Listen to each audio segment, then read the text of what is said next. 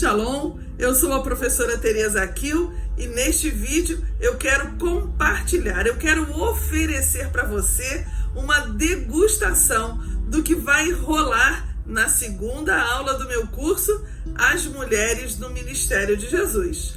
Vamos começar? Muito bem. No nosso curso, então, na segunda aula, nós iremos conhecer a história da primeira mulher que foi curada por Jesus, né? Essa história, ela é uma história muito peculiar porque ela aparece nos três evangelhos, né? Além de aparecer nos três evangelhos, essa primeira mulher que foi curada, ela é uma mulher anônima, a gente não sabe o nome dela, né? E é uma coisa até interessante, porque, poxa, foi a primeira mulher que Jesus curou e a gente não tem esse nome, a gente não tem um retrato claro de quem poderia ser essa mulher, né? Uma coisa interessante, mais uma coisa interessante, né, nessa passagem, é que essa cura, ela acontece em meio a um outro episódio. Então, a gente vai ter nessa história uma perícope bem alargada. Por quê? Porque Jesus, ele estava na Galileia e quando ele estava andando, ele é abordado por uma pessoa eminente, pelo Jairo, que chega até ele com uma demanda. Qual era?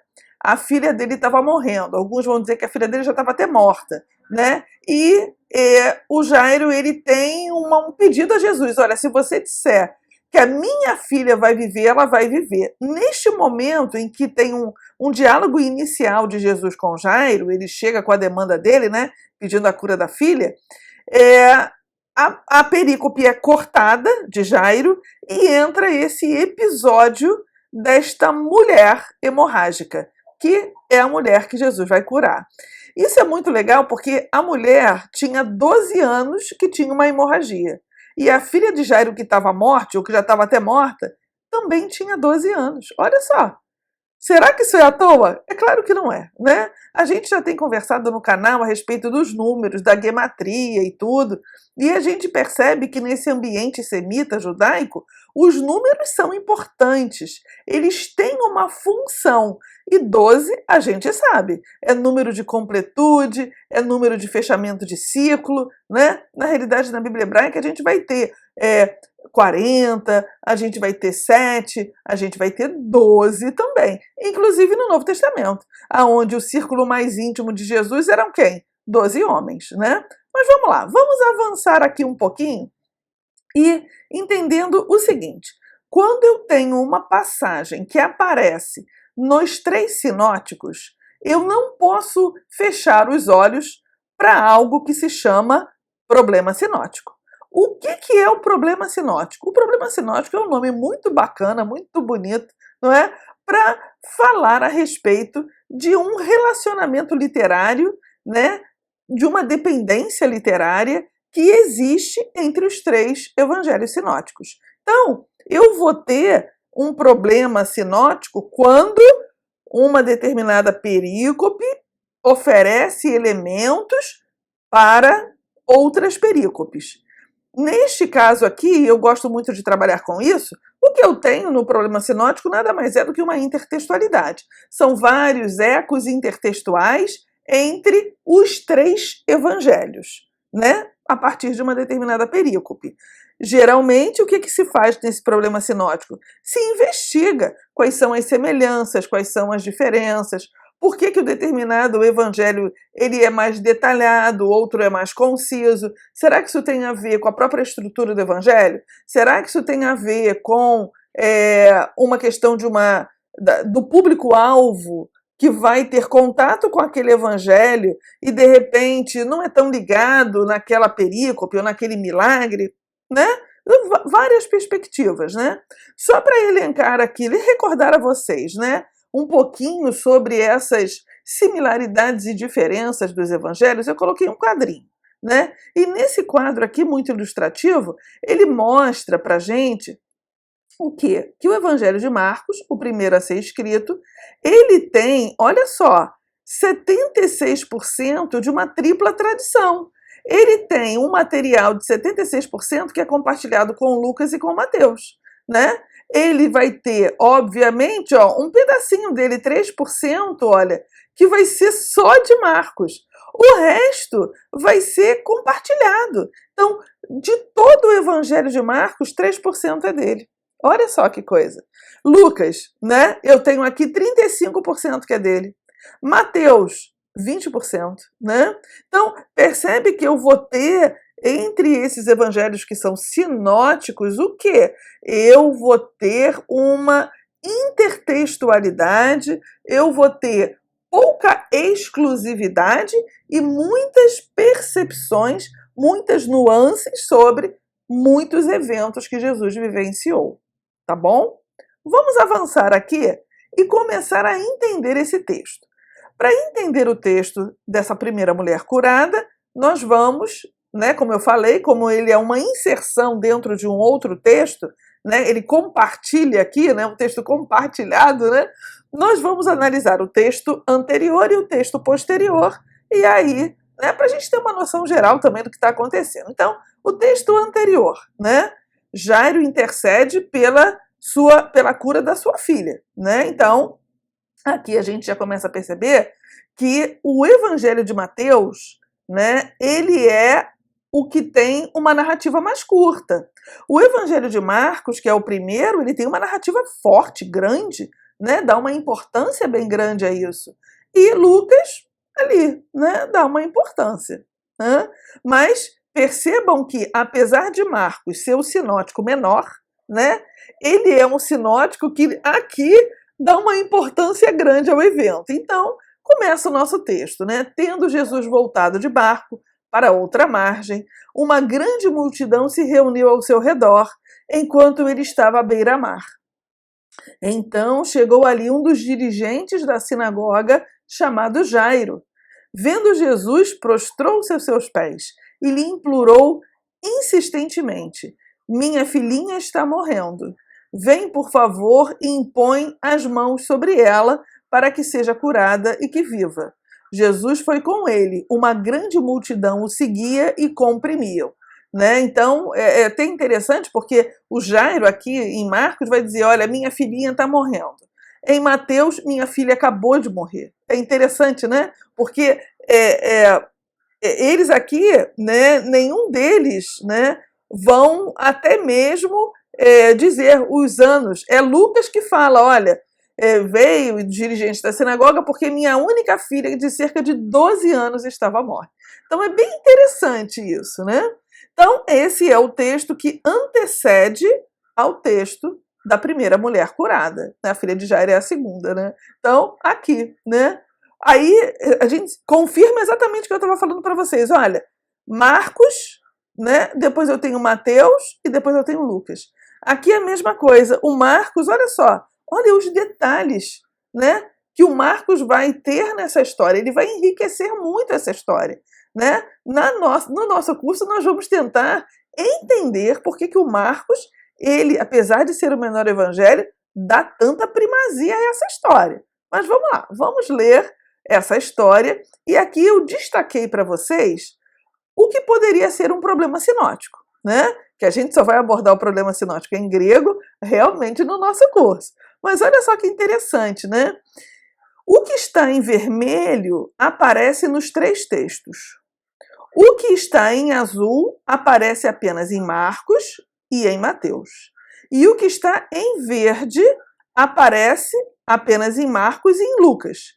E o que está em marrom aparece em Marcos e em Lucas. Então perceba que a intertextualidade desses textos aqui é algo assim extraordinário, né?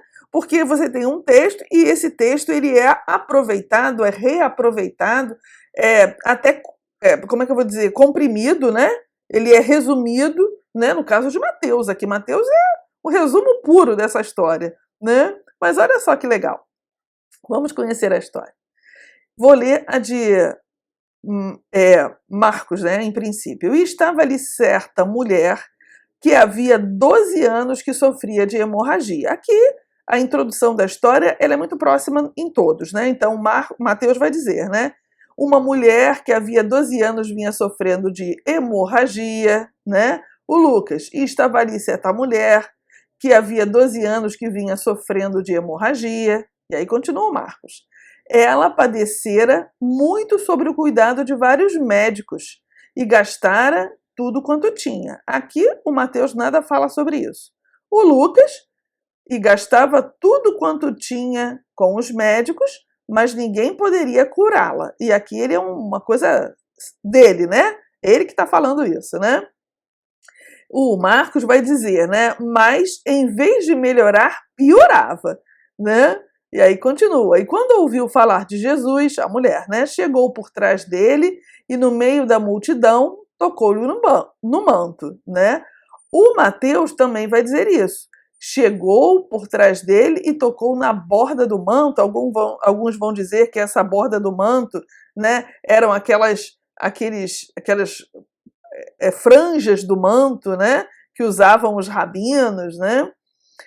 Aqui também o Lucas ele mantém essa ideia, né? E chegou por trás dele e tocou na borda do manto, né? Então ela é bem ousada, né? É uma mulher que assim, ela estava desesperançada, ela não tinha mais a quem recorrer, né? Ela estava impura, né? 12 anos, ela não ia ao templo, ela não saía de casa, ela, né, sobrevivia, efetivamente, né? Então, quando ouviu falar de Jesus, chegou por trás dele na multidão e tocou-lhe no manto, porque pensava, se eu somente tocar em seu manto, ficarei curada. Isso o Mateus aproveita.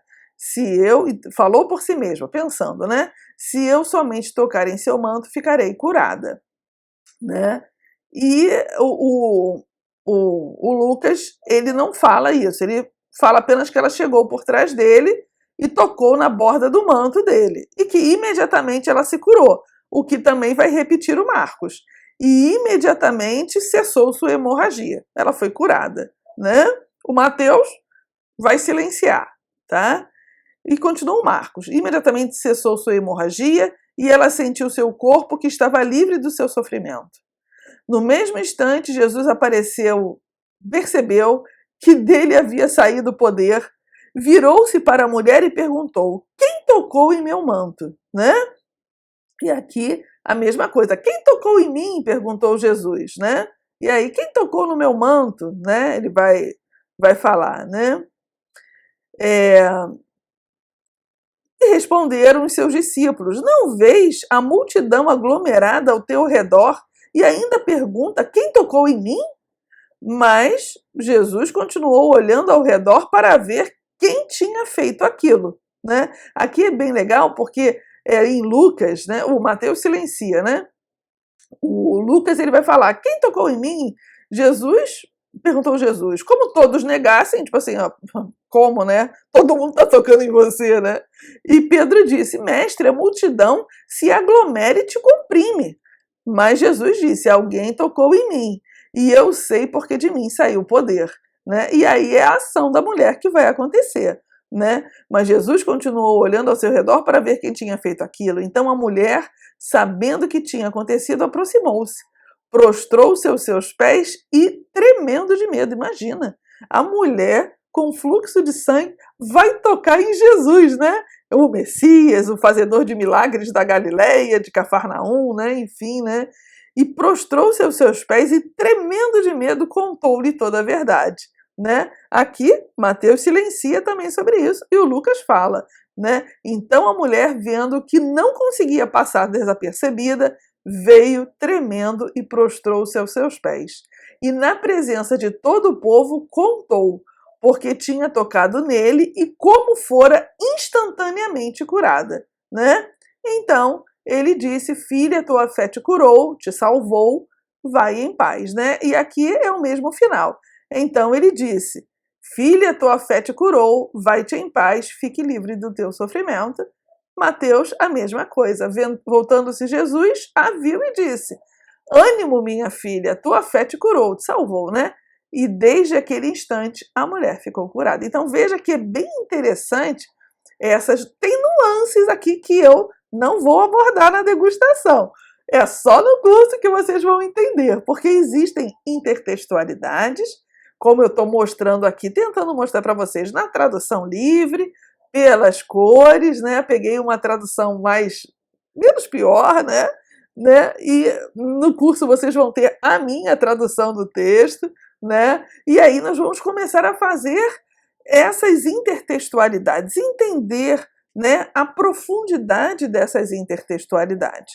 Porque é muito importante a gente compreender as semelhanças, as diferenças, a partir da própria perspectiva da comunidade ou do evangelista que escreveu o texto, o escritor do texto, né? O final dessa nossa história volta para Jairo. É interessante, o final da perícope, o final da narrativa, volta para Jairo, aonde Jesus vai acompanhar o Jairo e ele vai então curar a filha do Jairo, na realidade, ressuscitar. Eu vou ler só um finalzinho aqui em Mateus, que é o mais curtinho. Então, diz o nosso texto. Quando ele chegou à casa do dirigente da sinagoga e viu os flautistas e a multidão agitada, disse: saiam, a menina não está morta, mas dorme. Todos começaram a rir dele. Depois que a multidão se afastou, ele entrou e tomou a menina pela mão e ela se levantou. A notícia deste acontecimento espalhou-se por toda a região. Marcos e Lucas vão dar outros detalhes, vão enriquecer essa narrativa, obviamente, e é bem interessante a gente também, no nosso curso, olharmos mais algumas nuances, apesar de não ser o foco, né? A cura da mulher hemorrágica é o foco dessa nossa aula. Vamos concluir então essa degustação, né? Entendendo duas coisas. Essa passagem descreve o encontro de Jesus com duas mulheres, né? A mulher do fluxo de sangue e a menina morta, filha de Jairo. É isso que a passagem descreve.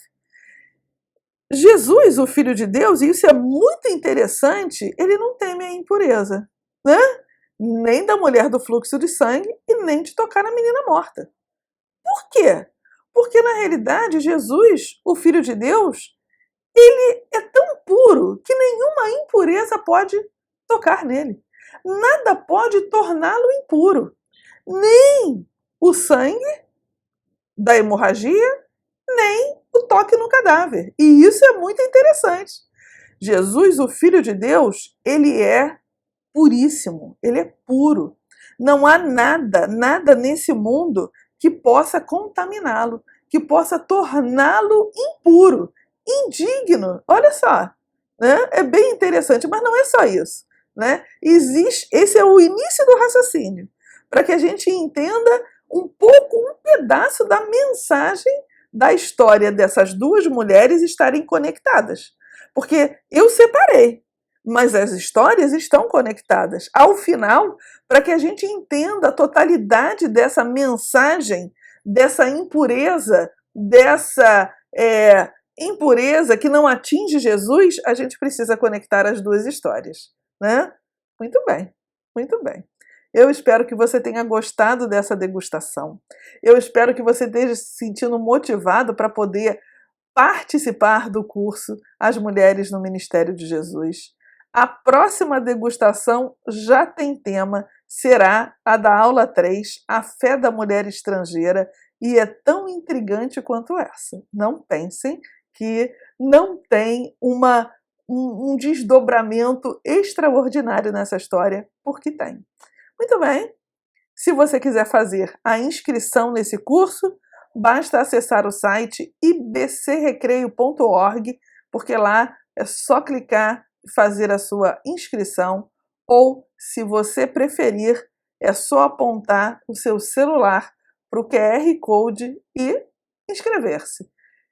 Eu aguardo por você, espero realmente ter você na nossa turma no dia 5 de agosto, às 19 horas, para nós estudarmos essas 9 e extraordinárias mulheres que marcaram o ministério de Jesus. Um abraço e até lá!